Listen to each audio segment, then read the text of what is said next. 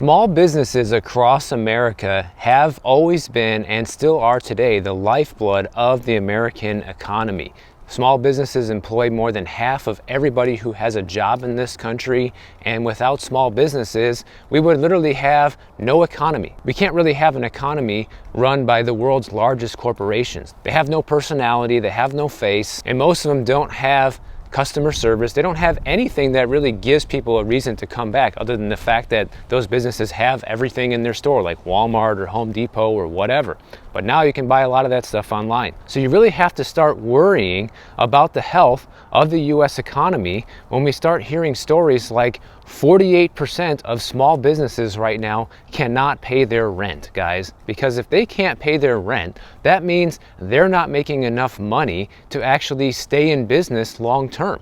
So they're going to have a few options. They're going to have to start cutting back employees' hours. They're going to start having to lay people off altogether if necessary. They're going to have to start offering shrinkflation type of products or services where they have to charge you the same, if not even more, for less service or less product. And ultimately, this is bad for everybody. It's bad for the customer, it's bad for the business. This is actually a sign that things are getting a lot worse, because this most recent report that came out from Alignable in September that revealed that 48% of small businesses couldn't make their rent payments, that's up from a 41% in July and August this year. So 7% more businesses just in the last couple months have been pushed over the edge where they can't make their payments. And check this out. The last time it was this bad was back in March of 2021, right when we were recovering from the pandemic, or still really in the midst of the pandemic, really. And it was 49% of small businesses couldn't make their rent payments then.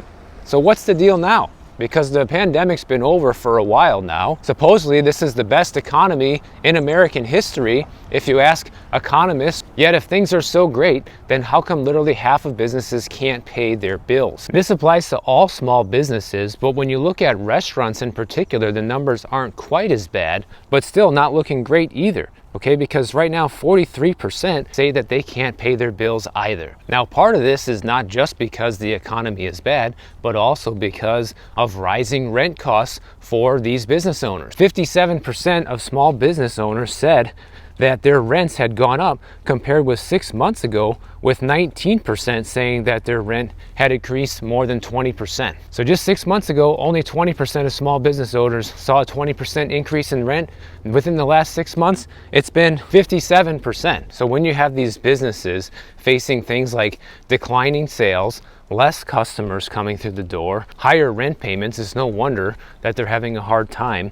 But then you throw in this into the mix as well, because 43% of small business owners also say that they have 1 month or less of cash reserves right now, which is a 14 percentage point increase just from August. These businesses are essentially operating paycheck to paycheck, just like a regular person. They're barely just bringing in enough money each month to pay their staff, to cover their overhead and expenses, and that's it. And if something happens in their business, a big surprise expense, just like operating a household, that could be enough to put them out of business unless they're willing to take on a loan from somebody. Well, I'll tell you who's not going to be giving the loan. That's going to be the SBA, or the Small Business Administration, because they are completely out of money thanks to all of the hurricanes that we've received over the past couple of months. And people are taking loans for that because they give people loans to rebuild houses or stay in business after a storm like that. So they're completely tapped out. And according to this report,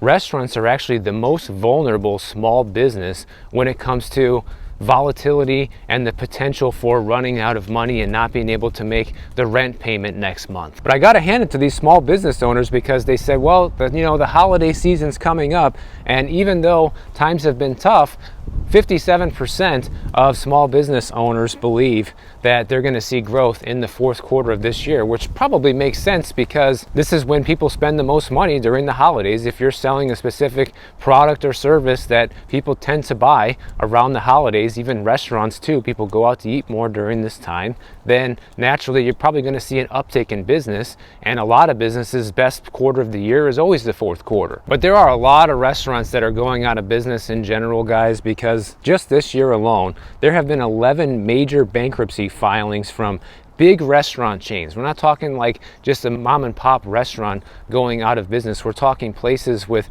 dozens or even hundreds of locations going under. Having control and clarity in your finances has always been important, but for a lot of people, it can be intimidating, especially if you're a business owner, property manager, or real estate investor. Having a clear picture of where your money is going is crucial, which is why I want to give a shout out to today's video sponsor, Baselane. Baselane makes financial management easy and efficient with their unlimited bank accounts, automated rent collection, expense tracker, and property performance analyzer. Having one go-to place for financial management allows you to spend more time on market research and on larger decisions that will make you more money. They're free to sign up, offer market-leading annual percentage yield on savings account balances, cash back, and allow unlimited accounts to keep your finances more organized. So if you want to make your financial life easier and support the channel, please head over to baselane.com/MichaelB to sign up for Baselane for free and get a $50 cash bonus when you deposit $500 into your account. Thanks again to Baselane, and hope you guys give it a try. Some of them get saved and bought out by other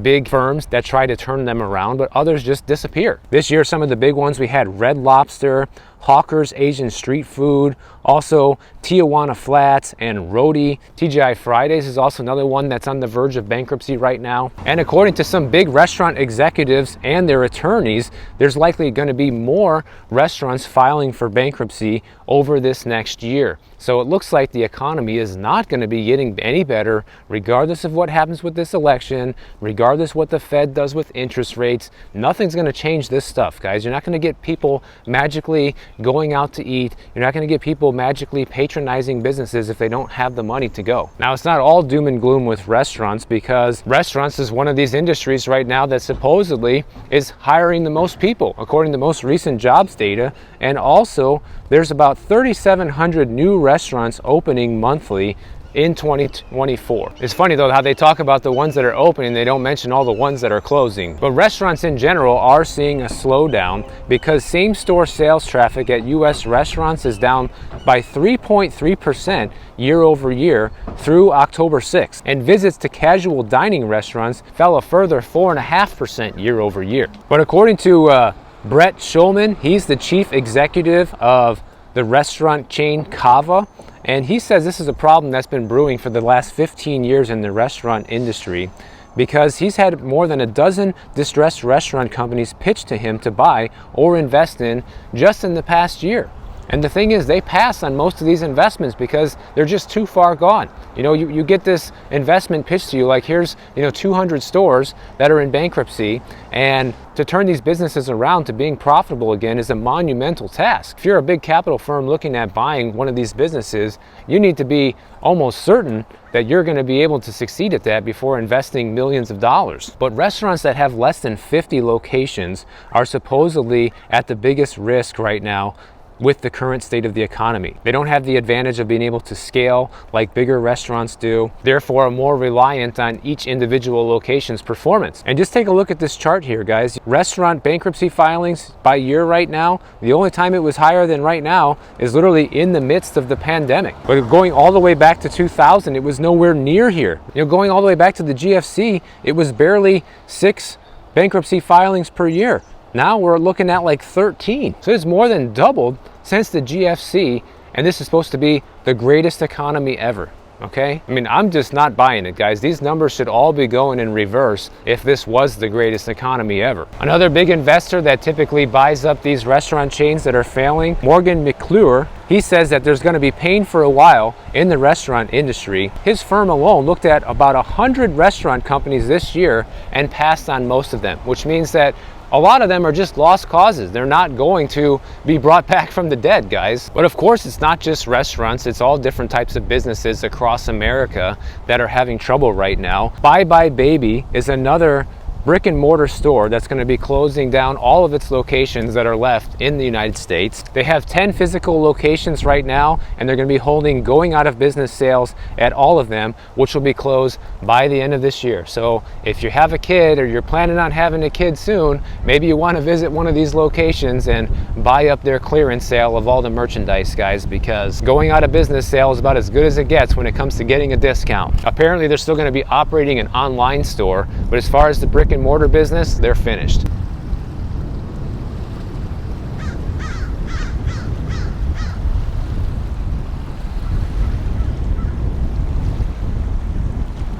And meanwhile, all this is going on, okay, back in Miami where I live, luckily I don't live in the city of Miami, I live in Miami Beach, but in the city of Miami, the commissioners over there recently just voted to give all of themselves lifetime pensions. How about that, guys? You have businesses across America that barely have 1 month's worth of expenses that can't even stay in business. Meanwhile, politicians have the ability to just go ahead and vote for themselves and say, yeah, we would like to get lifetime pensions. Well, who wouldn't? Everybody would like that. Congress, they do the same thing. So basically how this works, if you become a commissioner in the city of Miami or the mayor, after serving 7 years in office, you'll be eligible for a lifetime pension. The reason behind this is because they say a commissioner's job is 24/7 and 7 days a week, and that it's fair for you to get a pension after 7 years. Like, hello? Everybody who operates a business or holds some sort of high-level position at a lot of companies, it's also 7 days a week, guys. Even if you technically have days off, you're always burdened with maybe checking emails or replying to things or thinking about what's going to happen next or what's your next move going to be. I know that's something that I struggle with here as well. Like, my goal here on the YouTube channel is to always try and make the video that's going to be most interesting for everybody to watch. And so even on the days I'm not working, even on the days I'm not shooting videos, I'm still thinking about the next video. I'm still thinking about what did well on the channel and how can I improve? How can I do something more interesting that will make you guys want to watch the channel more? It's a constant thought. You could ask my wife that, you know, it kind of consumes you because this is my business. I take it seriously. So I want it to succeed and I want things to go well. But I'm not going to get a lifetime pension from this. If I stop making videos, eventually my channel's going to die and I'm going to get nothing. So just like every other hardworking American, I need to earn money and save and invest it wisely right now so that way I may be able to retire in the future. It's that simple. But if you're a commissioner now in Miami, oh no, you just get a lifetime pension for serving 7 years.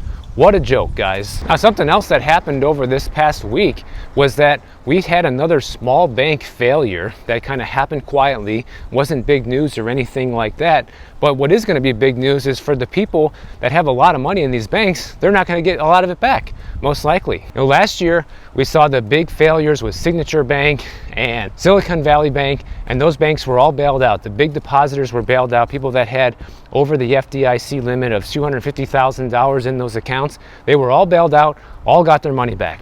Well, not this time. And basically how that worked was back then, Janet Yellen, who is the Treasury Secretary, she invoked an exception under federal law for systemic risk, allowing the FDIC to guarantee all of their deposits. And she later said that such rulings would be on a case-by-case basis and could include smaller banks if there was a risk of contagion. So normally, the deposit limit for FDIC is up to $250,000. You're federally insured, and beyond that, you're taking a risk. You know, if the bank goes under, like what we just saw happen, then you may not get the money back. And this is exactly what just happened with people who had more than $250,000 in the First National Bank of Lindsay in Lindsay, Oklahoma. And of course, the bank failed late night on Friday. That's how it happened exactly last year too, with these other big bank failures. It always happens late on a Friday, guys. It's kind of a coincidence that this happens at a time when you can't make any moves if you're a depositor in the bank. You know, you find out on Friday night if you're a customer, and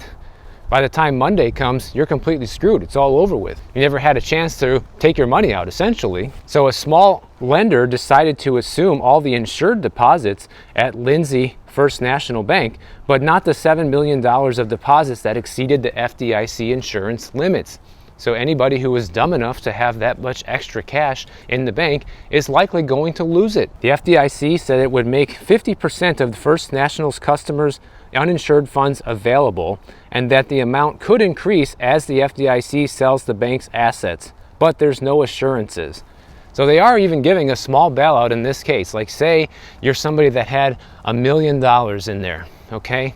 750 grand over the FDIC limit. Then you might get half of that $750,000 back in this case, but there's no guarantee you'll get the rest of it. So you're looking at a potential loss here of about $375,000, all just because you were too lazy to put the money in a different bank. I know this isn't something most people are going to have to ever face or worry about if you don't have that much money in the bank, but if you do, this should be your warning sign right here that you need to spread your risk and open up accounts at as many different banks as possible, guys, or necessary. Who cares if you have to have 10, 15, 20 different bank accounts? At least you know if something happens, you're going to get your money back if that bank fails, which seems to be an all too common occurrence over this past couple of years. And apparently since 2007, there have been 37 US bank failures where uninsured depositors lost money. And the last time this happened was actually in 2019 when a bank called Enloe State Bank in Texas failed with about $500,000 of uninsured deposits, and about 40% of it was recovered. So people do end up getting a percentage of their money back in a lot of these cases. It's not like you're going to get none of your uninsured deposits, but it could happen that way. You know, these banks, these people that are just getting lucky, guys, that the FDIC is stepping up and paying back a portion of it and willing to give more of it back with the sale of these banks' assets. But there's no guarantees. Here's something else I've been thinking about. With all of these things happening in the economy, with businesses not doing too well and people losing jobs right now, the only thing that really looks good on the surface to the average person and to people that have a lot of their money invested is the stock market, and the valuations there are still insanely high. But here's the thing. You have a lot of people, especially senior citizens, that have a lot of their money tied up in the stock market right now and fueling their retirement, right? What happens when this whole thing bursts? There's really nothing that supports the idea of this stock market continuing to be robust forever and continue to grow forever. You know, based on what grounds or what historical precedent? There's none. And here's the thing. When the stock market has big trouble and there is a big downturn, that changes everything with the dynamic of this economy. Like, imagine we already have 50% of businesses that can't pay their rent right now, and you already have a lot of people that are cutting back on different expenses, going largely into debt to pay for life, and that's when things are supposedly good, right? But if we see a big stock market crash, things will no longer be considered good, and people will be cutting back even further, which is likely going to lead to a lot of business failures as well as a lot of personal bankruptcies, because people are not going to be able to afford to continue life as is. Think about it, guys. Even somebody that's doing well, like somebody around here that owns one of these very expensive houses, they might have a lot of money tied up into the stock market as well, and then things come down. They're not going to be, you know, splurging and putting in the new swimming pool next year in their house, or, you know, doing that renovation that they've had in mind. They're going to wait. You know, and those type of things that people wait and pull back on affect the economy. Just look at what's happening with these home improvement stores like Lowe's and Home Depot, places like that. They're seeing a pullback in sales because people aren't spending the money on those projects right now, especially since so many of those projects are financed with debt. You know, people take out credit card debt to renovate their houses, or home equity loans, or home equity lines of credit, and now it's more expensive than it has been in a long time to take on the debt to do those things. And if you're already struggling to pay your bills, you're not going to be doing that. And here's one last thing I want to leave you with. A couple weeks ago, we talked about Hurricane Milton and Hurricane Helene, and how half of the FEMA money was literally spent in a week to help with the recovery efforts. And since then, I haven't heard a single word about how much additional money has been spent. There's a good chance that all of it may have been spent since then. I don't know. Haven't heard any updates on it. And for anybody who remembers those videos, FEMA had $20 billion to spend starting October 1st this year all the way through September 30th next year. That's their fiscal year, and they already spent $9 billion in the first 8 days of October. But even though we don't have money for FEMA, well, guess what just happened? United States, we just decided to give Ukraine another $20 billion, supposedly in the form of a loan, to help with their war efforts. $20 billion, guys, the same amount of budget that we allocate to FEMA for an entire year. And last time I checked, when I did those videos, we already have given them over $60 billion since this most recent war started a couple years ago. So here's another 20. That's $80 billion, if not more, to try and win a supposedly losing war. And actually, the entire loan is $50 billion. $20 billion is coming from the United States. And I'm not going to get into all the weeds on all of this. I just wanted to make sure people are aware that we're still sending huge amounts of money to other countries Meanwhile, over here, we can't pay for our own natural disasters. Meanwhile, over here, we have people that fought wars for this country that are sleeping on the streets, addicted to drugs, things like that, and we don't do anything about it. We're so concerned with looking good and being the world's policeman to all these other countries that we fail to take care of our people here at home now. So I thought that would be another important nugget of wisdom for people to know about, especially before going out and voting ahead of this election season. So if you enjoyed this video, make sure you subscribe to the channel. And if you don't want to wait for my next video to come out, check out this one on the screen right over here, and I'll see you in the next one.